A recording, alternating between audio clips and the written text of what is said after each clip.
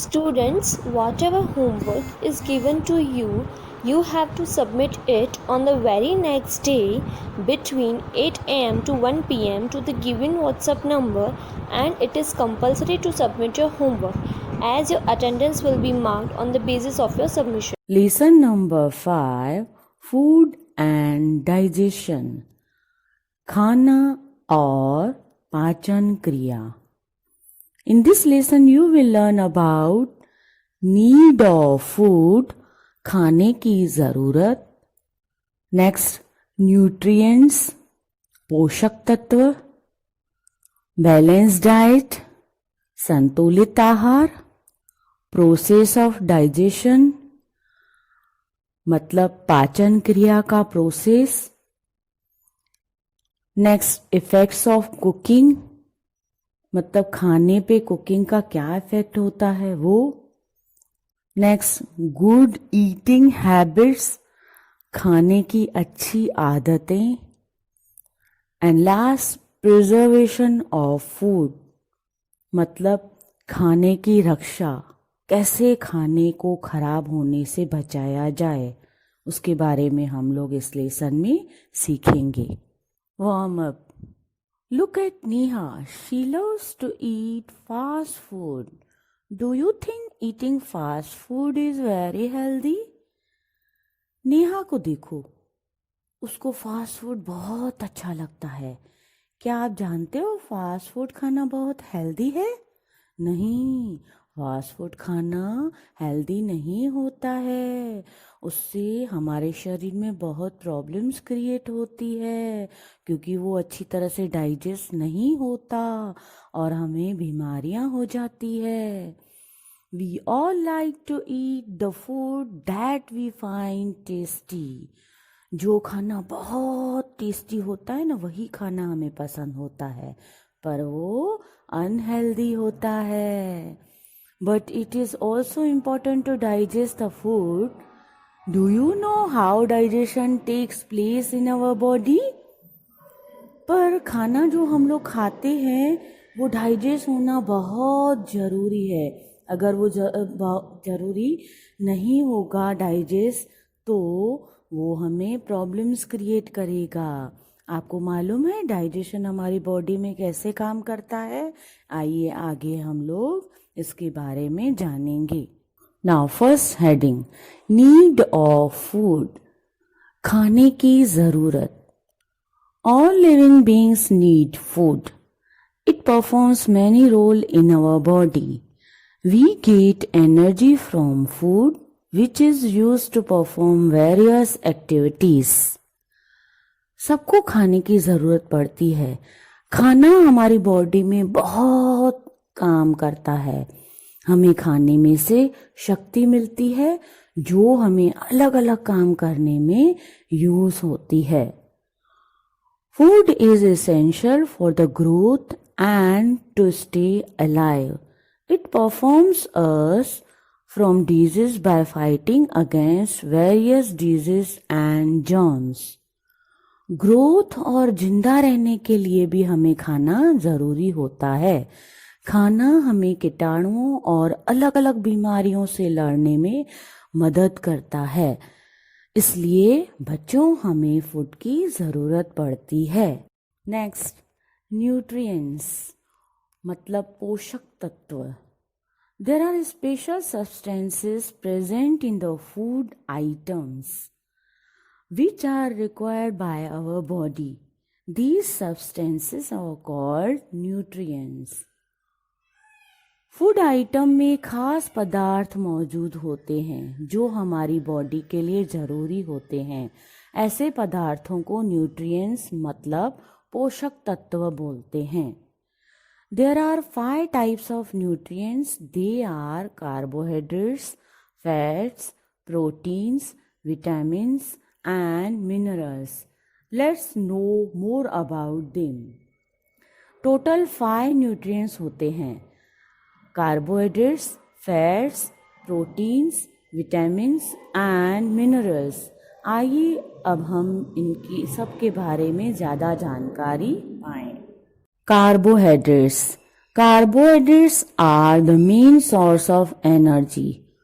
Sugar, potato, cereals, etc. are rich in carbohydrates. The carbohydrates rich foods are commonly known as energy giving food. Carbohydrate शक्ति का main source है, means हमें उसमें से शक्ति मिलती है। चीनी, आलू, अनाज वगैरह में ज़्यादा मात्रा में कार्बोहाइड्रेट्स मौजूद होता है। जिन खाने के पदार्थों में कार्बोहाइड्रेट्स ज़्यादा मात्रा में होता है उसको शक्ति देने वाला खाना भी बोलते हैं। People who do a lot of physical work need more carbohydrates. जो लोग ज़्यादा शारीरिक काम करते हैं उनको ज़्यादा कार्बोहाइड्रेट्स की ज़रूरत पड़ती है। फैट्स मीन्स चर्बी। Fats also provide us energy. They are stored in our body in the form of reserve food and used when our body requires. Fat-rich foods are oil, butter, nuts, etc. Fats भी हमें शक्ति प्रदान करते हैं। वो हमारे शरीर में रिजर्व फूड के रूप में जमा हो जाते हैं और जब हमारी बॉडी को उसकी ज़रूरत पड़ती है तब हमारी बॉडी उसको यूज़ करती है। फैट्स युक्त फूड जैसे कि तेल, मक्खन और नट्स वगैरह हैं। ऊपर बच्चों आप पिक्चर में भी देख सकते हो, जैसे कि मक्खन, छाछ, दूध, चीज़, इन सब में से हमें फैट मिलता है। Proteins. Protein is very important for our body. Proteins help in growth and repair of the body. This is the reason protein-rich foods are called body-building foods. Example: egg, fish, meat, cheese, pulses are the rich source of protein. बच्चों, protein हमारी body के लिए बहुत ज़रूरी है।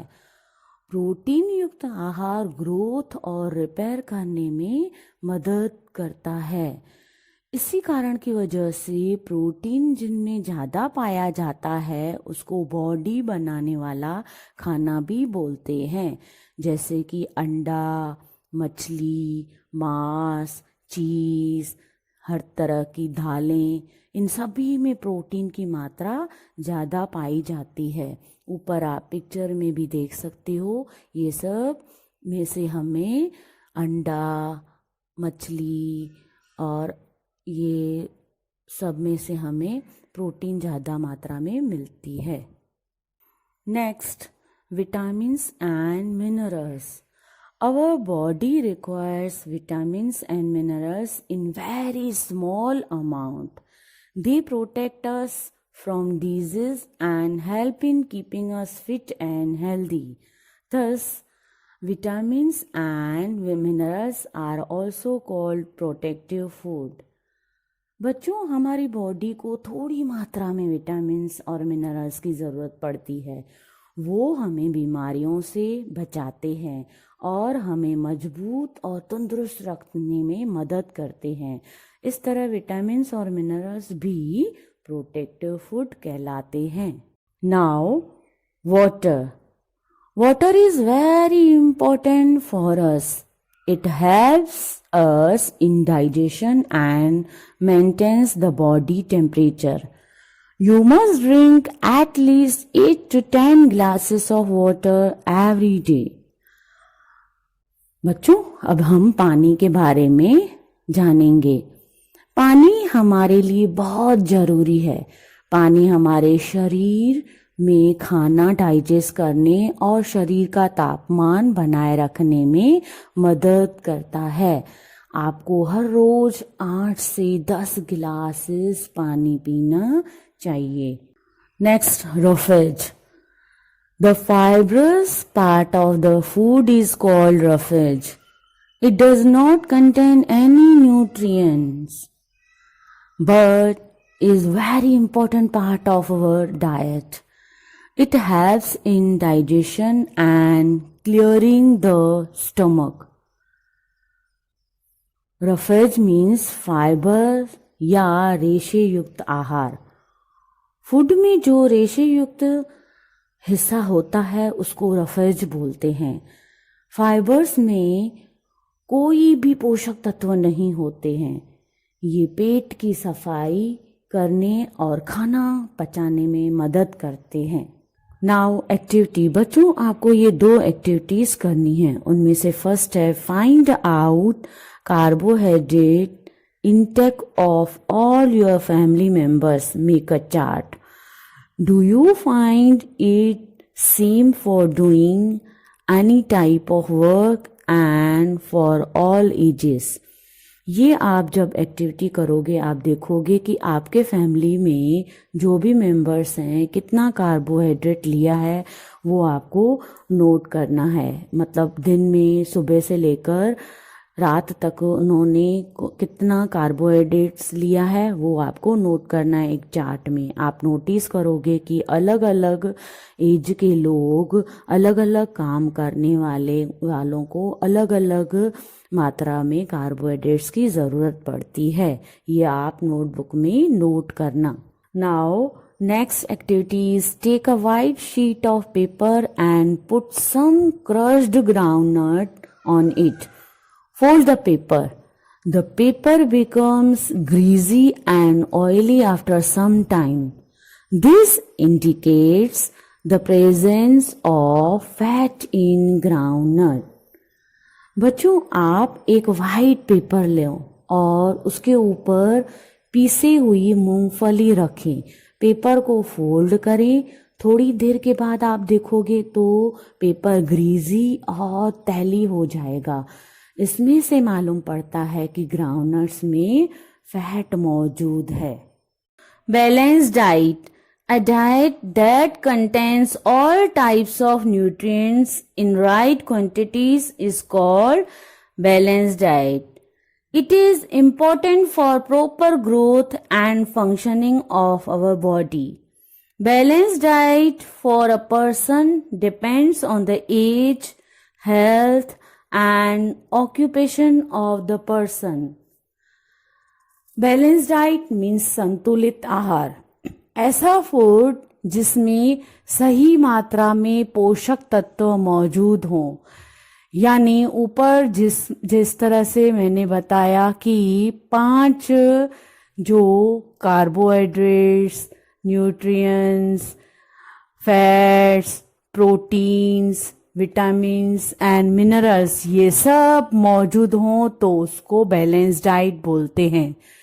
ये बहुत ज़रूरी है कि हमारे शरीर का सही विकास हो और हमारा शरीर सही तरह से काम करे। संतुलित आहार हर एक पर्सन के काम, हेल्थ और एज पे डिपेंड करता है कि वो कैसा काम करता है। बड़ी एज वाले पर्सन को हल्का खाना खाना पड़ता है और जवानों को थोड़ा भारी चलता है। इस तरह से हर एक को अपने हिसाब से खाना खाने की ज़रूरत पड़ती है। So students, in this video you have learnt about need of food, nutrients and balanced diet. In next video you will learn remaining part of the chapter. Till then, bye bye.